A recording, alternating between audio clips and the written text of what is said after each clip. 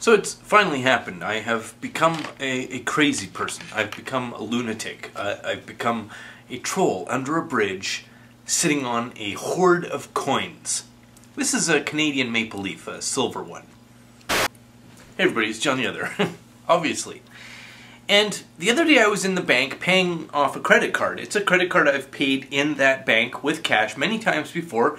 I walk in, open my wallet, take out the credit card, show it to the teller, say, this is a credit card, I have cash, I'm paying X number of dollars off this card, take my money, give me a receipt, and they do, quite quickly, and then they give me a receipt and I go away on my merry little way.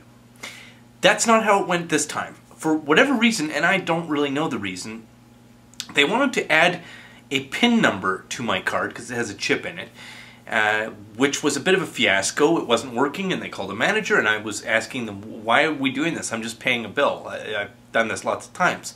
And then they called another manager, and then they wanted to see my ID, my driver's license, and then they wanted to see another credit card, and we had a senior bank manager there, and it was a giant shit show. And I didn't lose my temper, or get angry, or grumpy, or swear at anybody, or grouse at any of these people. I was just like, I just want to pay my bill. Can you guys just take my money? Like, huh. And the senior bank manager came and told me some very smooth, slick-faced, ridiculous nonsense lie about how they just wanted to make sure that I got the best service, while they demand all my ID and my other credit cards from another bank and another piece of ID and my driver's license, and they needed to take a thumbprint and scan my retina and measure the length of my penis and stick a fucking probe up my ass and so on.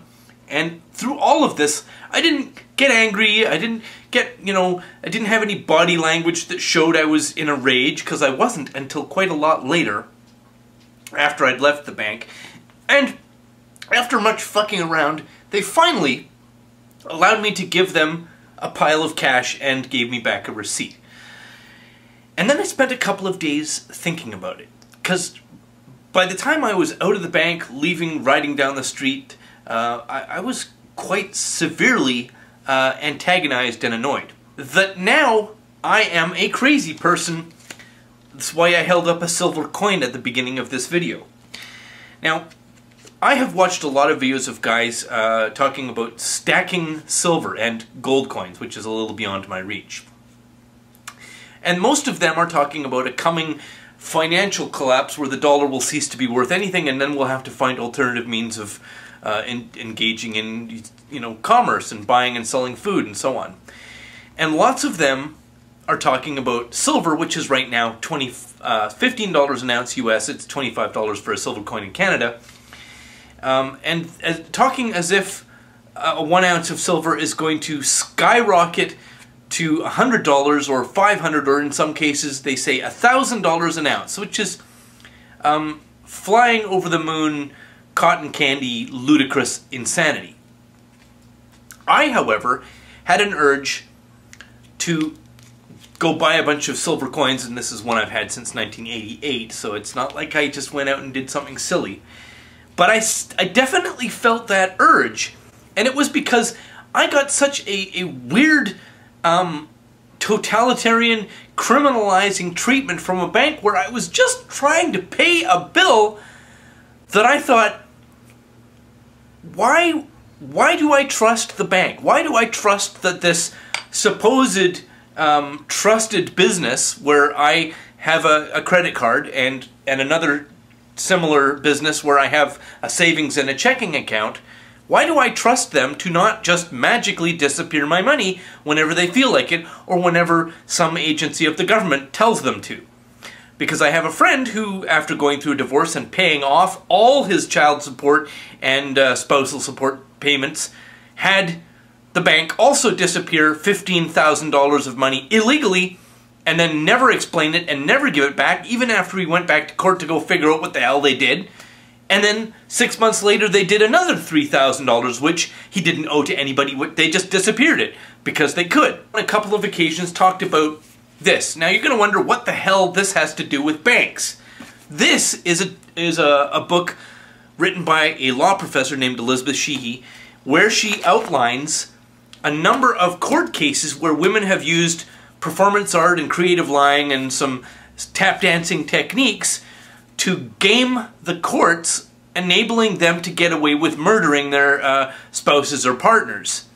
And it is now not technically legal, but practically legal for women to murder their spouses in Canada. And they use the courts as a vehicle to justify this killing. How much easier then is it, thought I, in my little brain, not to kill someone using shenanigans and bullcrap, but to simply appropriate or disappear their income or their savings. Much easier than killing somebody, isn't it? Especially when all money is digital. So, I now, although I am not a coin collector, I am not a silver stacker, I am not a gold bullion collector, I now have some very serious sympathy for those who are, although my reasons are a little different.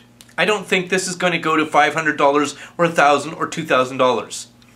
If you look at a silver chart over the last 5 years, it's a toboggan run. It's going downhill.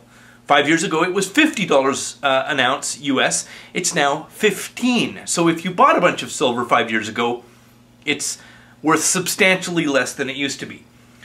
Which means that my urge, which wasn't to buy silver so that it would turn into some giant pile of enormous wealth, was simply not trusting the banks with my digital money. I wanted something I could hold in my hot little hand that couldn't be disappeared by a few keystrokes. Although obviously it could still be physically stolen. But at least preventing a physical theft is something that I have some degree of control over in my life. But here's the problem. We're looking for solutions. We're devalued, we're treated as commodities, we're treated as disposable humans, we're murderable now, in Canada anyway. And so there's a great push for a quick and easy solution. And as much as I sympathize with those who want to take all of their money out of the bank and turn it into silver or gold bullion so they can hide it in their basement in a metal box, this is too easy an answer. And at least for silver, there is absolutely no guarantee that your money stored in the form of silver coins is going to be worth even what it was worth when you bought it, and not downhill a whole lot less. There's some magical thinking going on. The $1,000 an ounce predictions of all these silver stacking advocates. That is a justification. That's a magical dream that justifies them doing something they know is extreme, and they haven't really thought it out yet. Now, I'm not saying that putting your money in the form of bullion, coins, or gold, or silver, or whatever is entirely a bad idea. I'm just saying it's not a complete idea. We have to be aware of the problems, the squirrels buried in our plans, and build contingencies for those squirrels. So we're in the end notes part of the video, and again, regarding utopias, there is an anarchist, or I guess libertarian channel who calls herself Brave the World, and I'll state right up front, I'm a big fan of anarchy. But the girl who runs the Brave the World channel has in her backstory that she comes from Russia, or that her family does, and one of the things that she tells in her own backstory is that in the power vacuum of a failing or a collapsing government, one of the very first things that happens, and that she recounts happened in her own past, is that the role of government is taken over by criminal mafias. And yet, being a promoter of libertarianism or anarchy, which I'm a fan of, by the way, she does not address the problem of criminal mafias stepping in to fill the vacuum left by government. And that's a big problem. That's squirrels in the plants. So, anyway, I'll be dealing with this more in the future. Thanks very much for listening, and have a lovely day.